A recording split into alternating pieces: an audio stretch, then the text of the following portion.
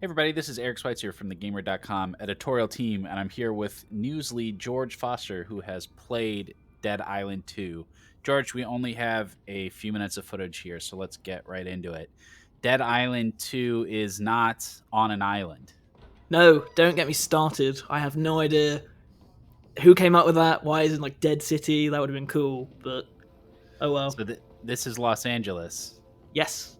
It's one of the best parts about what I played of Dead Island 2, which was around 6 hours from the beginning. And it's just so much more. Like, the original Dead Island was set on Benoi, which was pretty like sunny and nice as well, but then within like 2 hours you were stuck in this like dark city that was crap, and then a forest that no one wanted to be in. But from what I played of Dead Island 2 so far, it's just like Beverly Hills, all LA, just super sunny, super bright, just great stuff.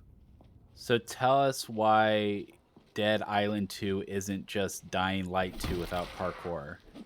Because it's actually good. Oh, what?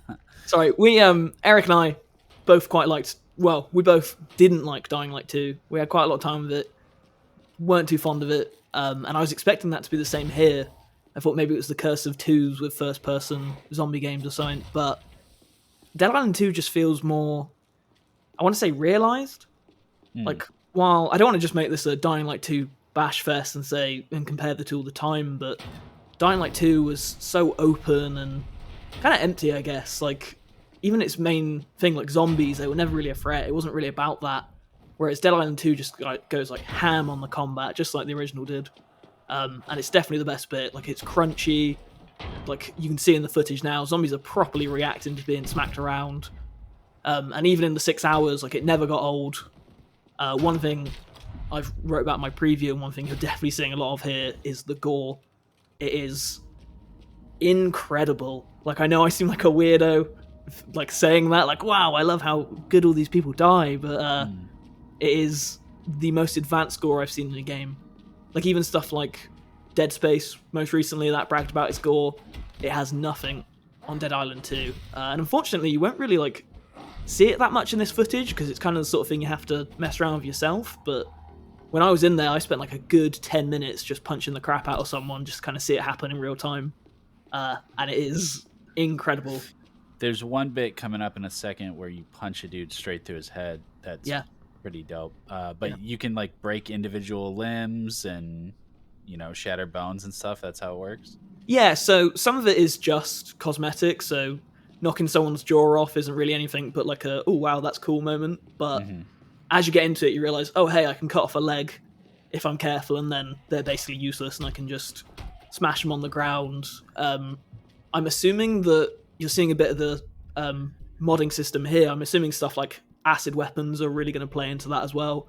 I only really got the electric one, which was kind of boring and just kind of like stunned them a bit, but I'm sure like fire and stuff like that is going to really, really do some damage. So the first game is really known for its like weapon crafting, and we just saw a little bit of that. It looks like you can sort of like Dying Light 2 is take any weapon and then mix and match what kind of elemental mod you put onto it. Yeah, so I didn't actually get to see too much of it in my preview. In the first 6 hours, it was kind of just the electric one and like a few specific weapons, but I think that was just like a lack of exploration on my part. I'm sure as you walk around, you'll find more mods and just be able to do whatever with them. Like, I never have anything like as modded as this hammer here, but like even the electric ones are cool.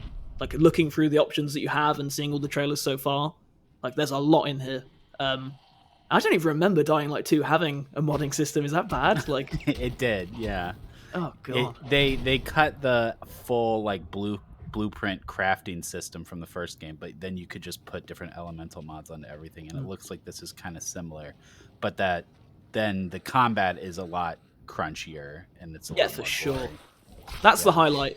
Like, the gore obviously is really cool, but it's not just a visual thing of, oh wow, this looks cool, like zombies being cut apart. It's tied into the fact that combat just feels good. Here's like the best everything part. from fists, even like as you're seeing right now, like you can just go to town on them, and it's surprisingly hard as well, which was something that I was really happy to see. Like, within the first hour or two, I learned like one zombie can kill you, like one zombie can take you down if you're not careful about it, which is something, again, not to compare to Dying Light 2 too much. Like Dying Light 2, zombies barely existed, right? They didn't matter at all. But here, like, they're so integral to the gameplay. And what is this? What's this big loud sound that's calling all of them? Oh, so there are a few like special infected. I think they're called alpha zombies. Basically, just think of Left 4 Dead, and you're on the right path. Like, you've got one that spits acid. You've got one that like summons a few more zombies. I only saw like a few of them. They're pretty standard so far, but I think there's supposed to be quite a few of them in the game. And then this card system. Tell me about that. Yeah, so this is like Dead Island 2's like big signature thing, I think, with how it's doing its combat.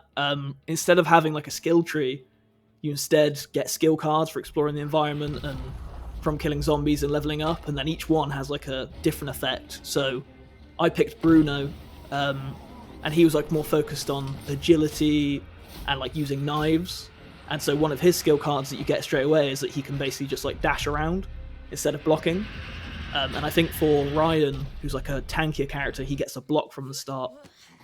So I guess the idea is that instead of just having a skill tree and doing all of the upgrades, you're just choosing how you want your character to be to make them a bit more unique. It's not like it was fun to mess around with. Again, 6 hours wasn't enough to really see how it plays out. Like I'm hoping it gets more freeform. Like I didn't get the slam into the ground thing there. Like I didn't get to use that, but again, Dan Buster's said like a lot of times, like there's loads of combinations. It looks surprisingly cool, man. You never know what, after 10 years of development and switching studios and all that craziness, but I'm pleasantly surprised. Yeah, I've gone from I'm going to play this out of morbid curiosity to see how 10 years has like turned out to, hey, this might actually be like a good game. Like this might actually be quite a lot of fun. It's not going to redefine the genre. Like I'd argue the first Dying Light, that did do that. Like that changed everything. That was unbelievably good.